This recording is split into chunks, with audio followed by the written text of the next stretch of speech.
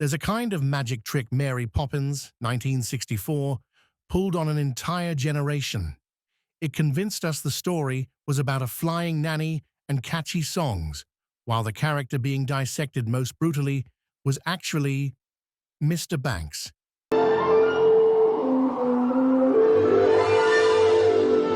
Seen through adult eyes, the first thing you notice isn't the magic umbrella, but the pocket watch he clutches like a voluntary handcuff.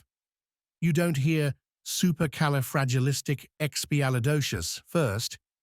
You hear how sharply Jane and Michael's laughter cuts off every time their father's footsteps echo at the door. Mary's miracles start to look less like cute party tricks and more like precise, cold touches on his deepest weak spots, stripping away the perfect gentleman image layer by layer until all that's left is a man, stripped of everything, finally standing beside his family under a patched-up kite. In this video, we're going to scrape off the cotton candy paint and get down to the sharp, unsettling core underneath, as we uncover 19 chilling truths you never noticed as a child about Mary Poppins, 1964. ¿Que si sabrá moldearlos? Creo que sí. Así lo espero. Part 1. 17. Cherry Tree Lane isn't a home, it's a stage. In Mr. Banks's eyes, the house on Cherry Tree Lane has never really been a home in the soft sense of the word. It's a stage where he must step in every evening and perform the role of the model father. Waistcoat pressed, tie tight, footsteps measured. Every time he crosses the threshold, his hand automatically goes to straighten his tie, then to touch his pocket watch. A repeated gesture, like a ritual reminding him to stay in character. The shouts and laughter of Jane and Michael drifting down from upstairs always make his brow crease slightly. To him, quiet isn't the backdrop for happiness. It's proof that order is holding. Part 2. The pocket watch and his obsession with the right time, the right place. At the bank or at home, Mr. Banks is always checking his watch. As the minute hand jumps forward, his heart beats a little faster. Whenever someone is late, whenever the evening gets off schedule, because the children are whining or his wife is rambling, his hand slips into his pocket to squeeze the watch. That habit repeats like a hook on which he hangs the meaning of his life. If everything is on time, then he's still in control. Deep down, he's trying to smother a fear he can't name, that a tiny slip out of routine could collapse everything he's built on reputation and position. He doesn't notice that every time he looks at his watch, he's also turning his back on a pair of eyes waiting for the simplest question. How was your day? Part 3. A father who needs a nanny like he needs a wall against feelings. To Mr. Banks, a nanny isn't someone who loves children. She's a system that keeps them from bothering him. Every time a list of potential nannies is brought out, he doesn't care how they sing or what stories they tell. What he wants to hear is strict, disciplined, keeps them quiet. When the previous nanny's applications blow away in the wind, he only feels annoyed that his schedule is disrupted. Not that it might be a sign that a different kind of wind is blowing into his life. He's used to using other people as walls between himself and his children, between himself and uncomfortable questions about his marriage. Every time he signs a contract to hire a new nanny, he's also signing another refusal to truly speak to the smallest people in his house. Part 4. Mary Poppins arrives and his sense of power bends out of shape.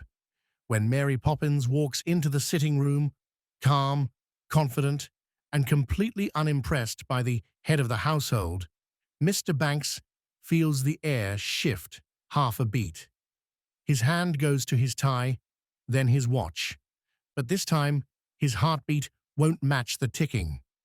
Mary's soft but steady voice, the way she lays out her own terms, throws him off balance. In his mind, nannies are supposed to be obedient and invisible. Mary is neither. She smiles, but she doesn't back down. Every time he insists, things here must be done my way. Her eyebrows lift just slightly, as if seeing straight through the waistcoat to the emptiness he hides underneath. That feeling of being seen through by a woman returns again and again, leaving him both irritated and unsure why he doesn't simply send her away. Part 5. The children's laughter is the sound he always wants turned down. Each time he comes home from the bank, Mr. Banks pauses for half a second before opening the door, listening. If the house is quiet, he relaxes. If there is laughter, singing, running feet, his brow tightens and his hand reaches for his watch. When the children race down the stairs, talking over one another about adventures with Mary, he hears no joy in it. The only thing his ears register is disorder. He cuts them off, barks out a few short instructions, and walks away. This behavior repeats so often, it becomes a pattern. Whenever his children's joy spills beyond the frame, he understands his first reflex is to shut it down. In those moments, something quietly dreadful grows. The idea that love is inconvenient and distance is what keeps things stable. Part 6. The bank as a temple of numbers and the surrender of a soul. At the bank, Mr. Banks can breathe more easily. The stone walls, rows of columns, and droning voices of his colleagues create a cold cathedral of routine, where he knows every ritual by heart. Every stamp he presses, every signature he writes, assures him that this is where his worth is recognized. Yet amid the clink of coins, the scratch of pens, and words like fidelity and fiduciary, a question appears now and then. Are any of these things truly solid? He smothers it immediately by doing what he always does, checking his watch, adjusting his tie, just as he does at home. That defensive pattern shows he has chosen to surrender to the system, because he's afraid that if he questions it too long, he won't know who he is anymore. Part 7. The bank song and the attempt to turn his son into a smaller version of himself. When he takes Jane and Michael to the bank, Mr. Banks isn't just showing them the world. He's trying to slide them into the same mold that locked his own life in place. As he and the old bankers sing about putting a coin into the vault, his eyes are filled with both pride and unease. Pride because he thinks he's teaching them responsibility. Unease because he's afraid they will spot the hollowness he's avoided facing. Whenever the children stare back, unconvinced, his hand tightens on their shoulders, a gesture that repeats every time he needs to push them along the path he's chosen. What he will not admit is that he's not leading them into a future. He's dragging them into the same prison he once willingly stepped into. Part 8. The Bird Woman and the moment he chooses stone over heart.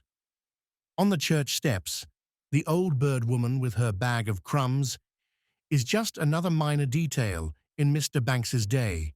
To the children, she is a call to compassion. As they clutch their tuppence, eyes fixed on the old woman, he hears Mary's words echo, "Feed the birds." A very small part of him, buried under layers of discipline, trembles. Then he remembers the bank, his superiors, his honor. His hand closes over his son's, snatching the coins away, the same gesture he uses every time he chooses safety over empathy. In that moment, he doesn't just take his children's money, he strangles a rare, soft impulse in his own heart. Choices like this, repeated again and again in other moments, slowly shape a man even he might not recognize later. Part 9. Winifred and the Shadow of a Wife smaller than her own slogan. Winifred Banks parades her sash, sings about votes for women, rushes about with banners and slogans. From Mr. Banks's point of view, all of that is just background noise, orbiting the real center of gravity, his career. Whenever she tries to talk seriously, tries to pull him into her world of doubts and hopes, he performs his usual routine. Adjust tie, force smile, change the subject back to the bank. He doesn't see, or won't see, that his wife must shout about power in the streets while tiptoeing in her own home, forever shrinking herself so she doesn't disturb the order he demands. The adult horror is realizing that in this house, even the grown-ups are treated like children whenever their feelings threaten the schedule. Part 10. The children learn to fear footsteps before they learn their ABCs. The sound of the key in the lock, the tap of Mr. Banks's shoes, the small clearing of his throat, all become signals that make Jane and Michael instantly pull inward. When their laughter cuts off mid-sentence and the room falls suddenly silent, Mary understands something Mr. Banks still refuses to acknowledge. His children have learned to fear their father long before they understand why. He walks in, pleased that order has been restored, and walks back out. The same mini-performance plays out every day: footsteps, silence, instructions, commands. Over time, he forgets that in that silence, questions, needs, and wounds are growing inside the two small people who share his name. Part 11. Magic he always arrives too late to see. While Mary leads the children into chalk paintings, floats up to the ceiling from laughter, and dances on the rooftops with Bert, Mr. Banks exists somewhere far away, in ledgers, files, and meetings. When he hears about a picnic inside a picture or a man who laughed so hard he floated, he hears only nonsense. Each time, he answers with a weak joke or a stern, "Don't talk rubbish." That pattern of denying wonder repeats until it becomes automatic. He doesn't realize he's stripping his own life of the very moments that might have pulled him off the lifeless wheel of the bank. Mary arrives at the perfect time, but he always turns away at the perfect time, so that the magic only brushes against him like a passing breeze. Part 12. The torn kite, and the moment he rips childhood without knowing it. When Jane and Michael fight over the torn kite, Mr. Banks sees it as nothing more than children fussing over nonsense. If the kite were thrown into the fireplace and their crying silenced with a sharp "enough," he would count that as good discipline. In his mind, any game without an obvious purpose isn't worth keeping. There's no graphic cruelty, only a quiet kind. Every time he dismisses their world of imagination, he tears another strip off their childhood. When the kite, that flimsy symbol of freedom, is treated like trash, he doesn't realize he has just sent a brutal message. Anything that makes you happy but doesn't serve my order can be burned. Part 13. The summons to the bank and the walk toward judgment. When he gets word that he's being called to the bank after the tuppence incident, his fingers go to his watch, then his tie. This time, those familiar gestures bring no comfort. As he walks, each step feels like sinking deeper into a fog of reputation, duty, and pride. He tries to replay his speeches about discipline and respectability, but the more he repeats them, the hollower they sound. The familiar road to the bank feels suddenly like a corridor leading to a courtroom. Every gas lamp, every stair, every click of his shoes repeats itself like a drumbeat, driving home that he's walking toward the end of the version of himself he's spent his whole life building. Part 14. The stripping ritual and the slow death of the perfect man image. In the circle of old bankers, When the carnation is ripped from his buttonhole, the watch is taken, and the umbrella snapped. It's more than humiliation. For Mr. Banks, it's a ritual peeling away of a self he has worshipped. Each item is tied to countless repeated gestures, straightening the tie in the mirror, checking the watch at the front door, holding the umbrella like a badge of rank. Now, each of those habits is being erased in front of him. A strange emptiness floods in, not with screams, but with an odd lightness in places that should hurt. He faces a terrifying realization. Most of what he thought was himself is just a shell. Others can strip away the moment they decide he's no longer useful. Part 15. Laughter rising from the ashes of a rigid life. Leaving the bank with no watch, no flower, no umbrella, Mr. Banks walks into the London night as a man stripped of all his labels. His feet feel lighter, his steps no longer drum out their old rigid rhythm. In that panicked moment, a reckless thought flashes. If everything is already gone, what's left to be so serious about? His laugh bursts out, dry at first, then warmer, like something he once heard in the children's stories about the man who laughed himself up to the ceiling. For the first time, he lets himself repeat the pattern of his children, using laughter to shatter the invisible weight on his chest. No special effects needed. Just one man in the dark, realizing that the solemn mask he clung to might have been more frightening than the collapse itself. Part 16. His hand no longer reaches for the watch, but for kite string. The next morning at home, Mr. Banks instinctively reaches into his pocket and finds no watch. For a brief second, there's an empty pause in his familiar movement. Instead of panicking, he stops. His eyes fall on the torn kite. Instead of snapping at the children, he picks it up and gently smooths it out. This repeats his old motions, gripping, adjusting, lifting, but for the first time, they're not for a symbol of status, they're for a shred of childhood. When he suggests fixing the kite and taking the children to the park, the whole house goes quiet. The man who once loved his watch more than his children's laughter now holds out his hand, not to seize control, but to grab the string that will pull his whole family up from the heavy ground. Part 17.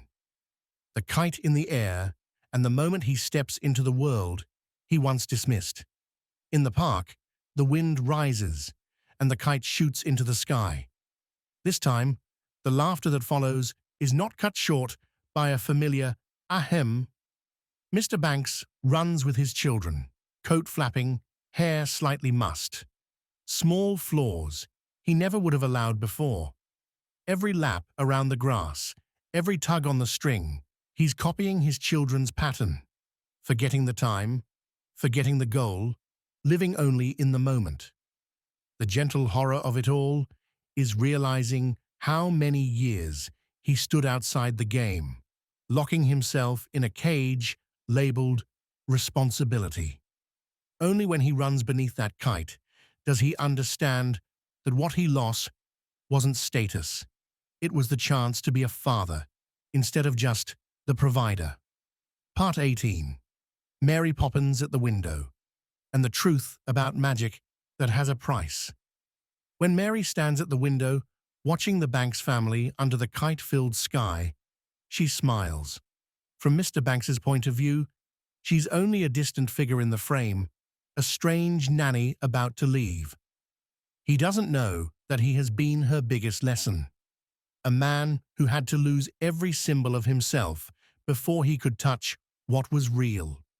The magic Mary brings, the chalk picture picnic, rooftop songs, supercalifragilisticexpialidocious, is never just free fun.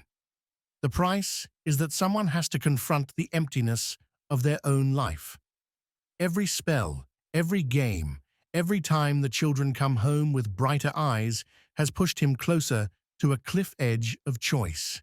Stay a prisoner of the bank, or risk stepping out onto the grass where his children are waiting. Part 19. The changing wind and the realization that loneliness doesn't vanish, it just gets honest. When the wind changes and Mary Poppins flies away, Mr. Banks doesn't chase or cling to her. He stands in the park with the kite string in his hand, his children on his sleeves, his wife smiling beside him. Inside, there are still empty spaces, questions about work, the future, his place in the world. No magic trick fixes everything overnight, but something has changed for good. The old pattern, checking the watch, straightening the tie, shutting down laughter, has been broken. His loneliness hasn't disappeared, but it's no longer hidden under layers of pretending. For the first time, he stands in his family as a real person, not just a decorative statue in the parlor. And that is the most chilling truth only adults see. Sometimes, to get close to the people you love, you have to let go of the image you spent your whole life mistaking for yourself.